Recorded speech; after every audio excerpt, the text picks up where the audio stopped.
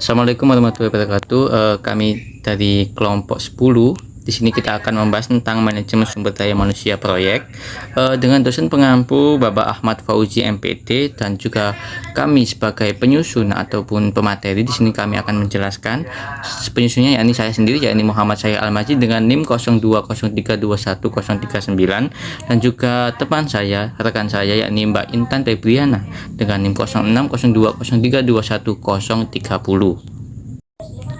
Sebelum kita membahas tentang manajemen sumber daya manusia, kita akan menjelaskan tentang apa sih sumber daya manusia itu. Elemen utama dalam organisasi dibandingkan dengan beberapa elemen yang lainnya,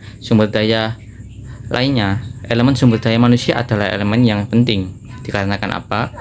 Di sini dijelaskan bahwa sumber daya berupa manusia yang dipekerjakan di sebuah organisasi merupakan penggerak, pemikir, dan perencana untuk mencapai tujuan organisasi tersebut. Jadi dapat disimpulkan bahwa sumber daya manusia itu sangat-sangat penting di dalam organisasi.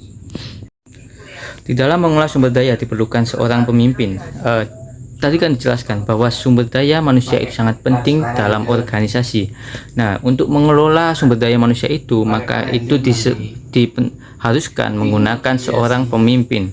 Pemimpin yang mana? Pemimpin yang bagaimana? Nah, optimalisasi hasil pencapaian perusahaan akan sangat didukung oleh peningkatan peran direksi, manajer yang terlibat dalam pengolahan SDM. Jadi pemimpin itu harus mendukung untuk mencapai peningkatan dalam organisasi tersebut. Manajemen sumber daya manusia terdiri atas rangkaian keputusan yang terintegrasi dari seorang manajer tentang hubungan ketenaga kerjaan yang mempengaruhi efektivitas karyawan dan organisasi.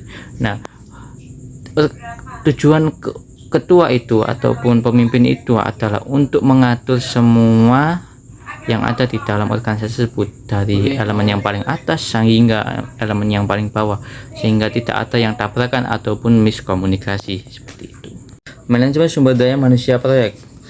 Saya di sini akan langsung menjelaskan apa sih manajemen sumber daya manusia proyek. Di sini dijelaskan bahwa manajemen sumber daya manusia proyek adalah ilmu atau cara bagaimana seorang manajer ataupun seorang pemimpin mengatur hubungan antara peranan sumber daya manusia, yakni ketenaga kerjaan yang dimiliki oleh individual secara efisien dan efektif, serta dapat digunakan secara maksimal sehingga tercapai suatu tujuan proyek. Seperti itu. Untuk penjelasan selanjutnya akan dijelaskan oleh rekan saya, Mbak Intan. Silahkan. Baik, selanjutnya saya akan menjelaskan tentang tujuan dari manajemen sumber daya manusia proyek. Adapun tujuan manajemen sumber daya manusia proyek, yang pertama, dapat mempertahankan kualitas karyawan tenaga kerja terampil yang memiliki motivasi tinggi dan dapat dipercaya oleh organisasi. Yang kedua, dapat mengembangkan sistem kerja yang baik secara perekrutan dan seleksi. Yang ketiga, menciptakan lingkungan kerjasama tim yang terus berkembang dan fleksibel terhadap keadaan. Yang keempat, menciptakan iklim yang produktif di dalam dunia manajemen dan karyawan dengan memperhatikan kesejahteraan hidup para karyawan, baik secara mental maupun fisik.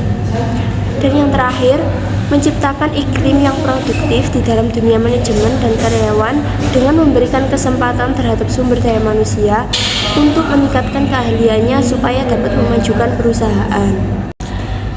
Selanjutnya yaitu tentang proses manajemen sumber daya manusia proyek. Yang pertama ada perencanaan atau Human Resource Planning. Perencanaan sumber daya manusia proyek yaitu suatu proses yang mengidentifikasi para pekerja yang dibutuhkan dengan standar dan kuantitas yang tinggi secara teratur dan terstruktur. Proses planning dalam pengelolaan SDM pada proyek meliputi perencanaan tujuan, analisis tenaga kerja, perencanaan prioritas dan kebutuhan SDM, perencanaan alokasi SDM, dan yang terakhir perencanaan waktu. Yang kedua, ada pengadaan atau personal procurement. Proses pengadaan manajemen sumber daya manusia proyek merupakan pencarian dan perolehan sumber daya manusia, termasuk melalui rekrutmen, seleksi, dan penempatan untuk mendapatkan sumber daya manusia yang memenuhi persyaratan proyek. Yang mencakup proses pengadaan sumber daya manusia proyek yaitu yang pertama rekrutmen. Kegiatan ini dilakukan untuk memenuhi kebutuhan sumber daya manusia dalam menempati kekosongan pada posisi-posisi tertentu dalam suatu proyek. Yang kedua yaitu seleksi sumber daya manusia. Kegiatan ini dilakukan guna memperoleh produk tenaga kerja yang memenuhi persyaratan proyek. Dan yang terakhir, penempatan sumber daya manusia. Kegiatan ini dimaksudkan untuk membantu tenaga kerja menyesuaikan kebiasaan kerja dengan kemampuan dan bakatnya. Yang ketiga ada pengembangan atau personal development. Pengembangan dalam konteks sumber daya manusia diartikan sebagai upaya peningkatan kualitas sumber daya manusia melalui berbagai program pelatihan, pendidikan yang memerlukan kolaborasi dengan manajemen sumber daya manusia untuk mencapai hasil yang diinginkan. Yang keempat ada kompensasi atau personal maintenance. Kompensasi di sini sangatlah penting dan harus sejalan dengan kondisi pasar tenaga kerja yang ada di lingkungan eksternal. Karena kompensasi yang tidak memuaskan dapat mengakibatkan masalah kinerja pekerjaan di hari-hari berikutnya atau bahkan menyebabkan kemunduran suatu proyek. Yang kelima ada pemanfaatan tenaga kerja atau personal utilization.